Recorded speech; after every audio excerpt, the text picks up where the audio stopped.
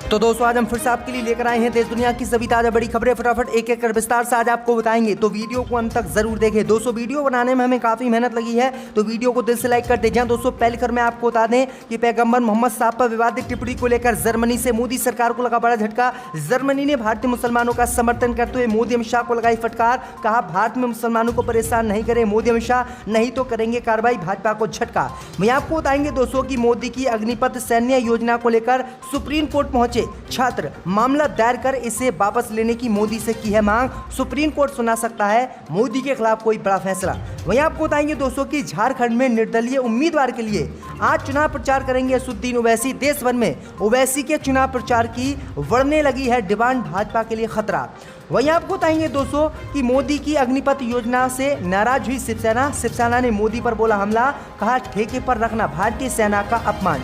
वहीं आपको बताएंगे दोस्तों कि कांग्रेस नेता फौजिया शेख बोली मुसलमानों को टिकट नहीं देकर धर्म युद्ध छेड़ना चाहती है बीजेपी। वहीं आपको बताएंगे दोस्तों कि जामा मस्जिद से पुलिस ने समनानी मियां को किया गिरफ्तार, लेकिन पूछताछ के बाद आज पुलिस ने किया रिहा। वहीं आपको बताएंगे दोस्तों कि मोदी की अग्निपथ योजना के समर्थन में उतरी कंगना रनावत, विरोध कर रहे छात्रों को बताया गुंडा। तो दोस्तों सभी खबरों को आपको एक एक कर बताने वाले हैं। वीडियो को लाइक कर चैनल को सब्सक्राइब कर दें और हमें कमेंट करके बताएं कि आपके जिले किस राज्य से हमारी खबरों को देख रहे हैं। इसी बीच पर तो दोस्तों अगली खबर की ओर, तो मुसलमानों को लेकर जर्मनी से मोदी सरकार को लगा बड़ा झटका। जर्मनी के राजदूत ने कश्मीर पर मोदी अमित शाह को लगाई फटकार, कहा मुसलमानों का सम्मान करें मोदी अमित शाह। यह दोस्तों आपको बता दें कि जम्मू कश्मीर में मुसलमानों पर हो रहे अत्याचार को लेकर मोदी सरकार को आज जर्मनी से बड़ा झटका लगा है। जर्मनी के राजदूत ने भारतीय मुसलमानों का समर्थन करते हुए मोदी अमित शाह को फटकार लगाई है और भारतीय मुसलमानों का सम्मान करने की बात जर्मनी के राजदूत ने कही है। दरअसल आपको बता दें कि पाकिस्तान पहुंचे जर्मनी के राजदूत वर्न हर्ड ने कश्मीर के मुद्दे पर बड़ा बयान दिया है, जिसके बाद मोदी सरकार में हड़कंप मच गया। उन्होंने जर्मन सरकार के हवाले से कहा है कि भारतीय अधिकारी इस बात का ध्यान रखें कि कश्मीरी मुसलमानों के मानव अधिकारों का उल्लंघन नहीं होना चाहिए। पूर्व जर्मन चांसलर एंजेला मार्केल का जिक्र करते हुए राजदूत ने कहा है कि मार्केल ने मोदी से भी कश्मीरी मुसलमानों के मानव अधिकार का जिक्र किया है और उन्होंने कही कि कश्मीर में जैसी स्थिति मोदी सरकार ने की है वैसी स्थिति नहीं होनी चाहिए और मुसलमानों का सम्मान भारत में होना चाहिए, क्योंकि मुसलमान भी भारतीय नागरिक हैं। और जर्मनी ने कहा है कि हम भारतीय मुसलमानों के साथ हैं, अगर भारतीय मुसलमानों के साथ मोदी सरकार कुछ करती है तो हम इसका विरोध करेंगे। तो ये बड़ी अपडेट आई दोस्तों कि मोदी की टेंशन एक बार फिर से जर्मनी ने इसी बीच पर तो दोस्तों अगली खबर की ओर, तो अग्निपथ योजना को लेकर सुप्रीम कोर्ट से मोदी सरकार को लग सकता है बड़ा झटका। सुप्रीम कोर्ट पहुंचा अग्निपथ भर्ती का मामला, दायर हुई जनहित याचिका। यह दोस्तों आपको बता दें कि युवाओं के लिए केंद्र सरकार द्वारा जारी की गई सैन्य योजना अग्निपथ के खिलाफ सुप्रीम कोर्ट में एक जनहित याचिका दायर की गई है, जिसके बाद मोदी सरकार की मुश्किलें बढ़ गई हैं, जिसमें सुप्रीम कोर्ट से मांग की गई है कि अग्निपथ सैन्य भर्ती योजना और राष्ट्रीय सुरक्षा और सेना पर इसके प्रभाव की जांच के लिए सुप्रीम कोर्ट के किसी पूर्व जज की अध्यक्षता में एक विशेष समिति बनाई जाए और इस मामले की गहनता से पड़ताल की जाए। सुप्रीम कोर्ट में याचिका दायर करने वाले याचिकाकर्ता विशाल तिवारी ने कोर्ट से इस योजना के खिलाफ हो रहे हिंसक विरोध प्रदर्शन के साथ रेलवे सहित सार्वजनिक संपत्ति को हुए नुकसान का हवाला देते हुए कहा है कि कोर्ट इसकी जांच के लिए एक विशेष जांच दल का गठन करे। तो ये बड़ी अपडेट आ रही दोस्तों। इसी बीच पर तो दोस्तों अगली खबर की ओर, तो झारखंड में निर्दलीय उम्मीदवार के लिए चुनाव प्रचार करेंगे असदुद्दीन ओवैसी। जी दोस्तों आपको बता दें कि झारखंड की राजधानी रांची के मांडर विधानसभा सीट के लिए 23 जून को हो रहे उपचुनाव में निर्दलीय देव कुमार धान का चुनाव प्रचार करने एआईएमएम नेता असदुद्दीन ओवैसी आज झारखंड पहुंचेंगे। असदुद्दीन ओवैसी की पार्टी एआईएमएम के झारखंड प्रभारी मोहम्मद शकीर ने बताया है कि ओवैसी आज दिन में 12 बजे रांची पहुंचेंगे और यहां उनका कुल लगभग 5 घंटे का कार्यक्रम है। यहां पर वह इनके लिए प्रचार करेंगे और वोट पाएंगे और मुसलमानों से एकजुट होने की अपील करेंगे। तो ये बड़ी अपडेट आई दोस्तों कि अब असदुद्दीन ओवैसी की देश भर में डिमांड बढ़ गई है। इसी बीच पर तो दोस्तों अगली खबर की ओर, तो मोदी की अग्निपथ योजना से नाराज हुई शिवसेना, केंद्र की मोदी सरकार पर बोला हमला, कहा ठेके पर भारतीय सेना को रखना अपमान। यह दोस्तों आपको बता दें कि मोदी सरकार की अग्निपथ योजना को लेकर आज शिवसेना मोदी सरकार से नाराज हो गई है। शिवसेना ने इस पर नाराजगी जताते हुए मोदी सरकार पर हमला बोला है। दरअसल आपको बता दें कि शिवसेना ने कहा है कि मोदी सरकार की हर योजना नाकाम हो रही है।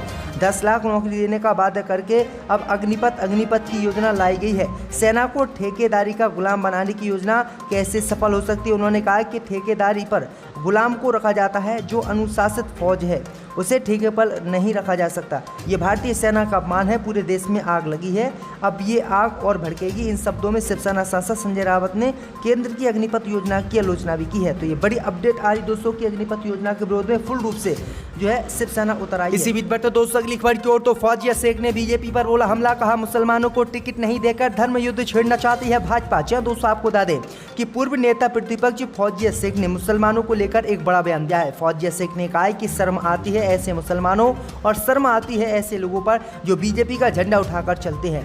चुनावी माहौल के बीच दोनों ही पार्टियों में पार्षद प्रत्याशी चयन को लेकर काफी टकराव नजर आ रहा है। उसी के चलते बीजेपी में देखा जा रहा है कि टिकट नहीं मिलने पर लोग पार्टी से नाराज हैं और पार्टी के सदस्यों द्वारा विरोध भी किया जा रहा है। कांग्रेस पार्षद और पूर्व नेता प्रतिपक्ष फौजिया शेख ने कहा है कि बीजेपी ये देश में सिर्फ एक धर्म युद्ध करना चाहती है। जितने भी बीजेपी में मुस्लिम कैंडिडेट हैं उन्हें टिकट नहीं दिया गया है। ये एक धर्म युद्ध छेड़ रहे हैं, इनको मुसलमानों की कोई ज़रूरत नहीं है। और जो मुसलमान बीजेपी में हैं उनके मुंह पर भी बड़ा तमाचा मारा है। उन्होंने कहा है कि शर्म आती है ऐसे मुसलमानों पर, शर्म आती है ऐसे लोगों पर जो बीजेपी का झंडा उठाते हैं और पूरी कौम को शर्मसार करते हैं। तो ये बड़ी अपडेट आ रही दोस्तों। इसी बीच पर तो दोस्तों अगली खबर की ओर। तो राहुल गांधी ने पार्टी कार्यकर्ताओं से उनके जन्मदिन पर जश्न न मनाने की अपील, कहा देश में मौजूदा हालात चिंताजनक। यह दोस्तों आपको बता दें कि कांग्रेस के पूर्व अध्यक्ष राहुल गांधी ने पार्टी नेताओं और कार्यकर्ताओं से रविवार को उनका जन्मदिन नहीं मनाने की अपील की है।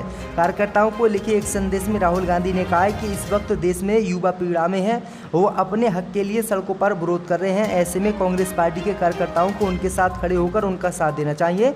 राहुल गांधी का जन्म 19 जून 1970 को हुआ था। आज वो 52 साल के हो गए हैं।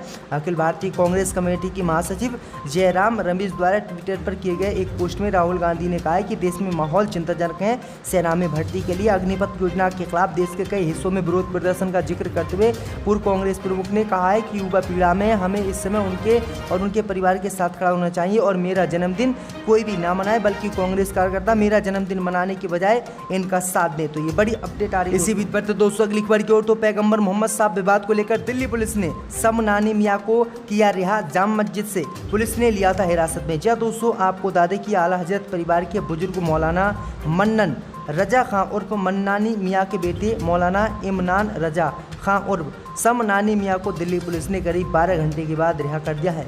उन्हें शुक्रवार दोपहर करीब 2 बजे दिल्ली की जाम मस्जिद से हिरासत में लिया गया था। मौलाना समनानी मियां ने फ़ोन पर हुई बातचीत में बताया है कि वह मुफ्ती सलमान अजहरी के साथ दिल्ली गए थे।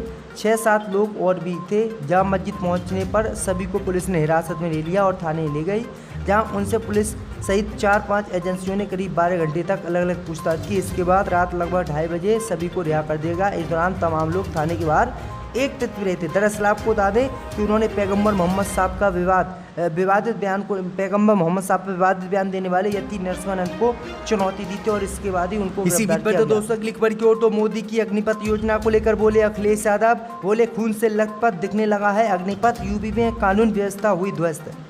यह दोस्तों आपको बता दें कि समाजवादी पार्टी के अध्यक्ष अखिलेश यादव ने भाजपा सरकार पर तंज कसते हुए कहा है कि मंत्रणा, संपत्ति, मशवरा, परामर्श, विचार विमर्श, संयुक्त निर्णय और सामूहिक बैठक ये लोकतांत्रिक शब्द भाजपाई शब्दकोश में नहीं है, इसलिए बार बार मनमानी भरे फैसले थोपे जा रहे हैं। देश की ऊर्जा व जनशक्ति सरकार की जन विरोधी नीतियों और योजनाओं के विरोध में बर्बाद हो रही है। उन्होंने कहा कि उत्तर प्रदेश में जनता आंदोलित है, कानून व्यवस्था ध्वस्त है, महंगाई, भ्रष्टाचार व बेरोजगार से लोग त्रस्त हैं।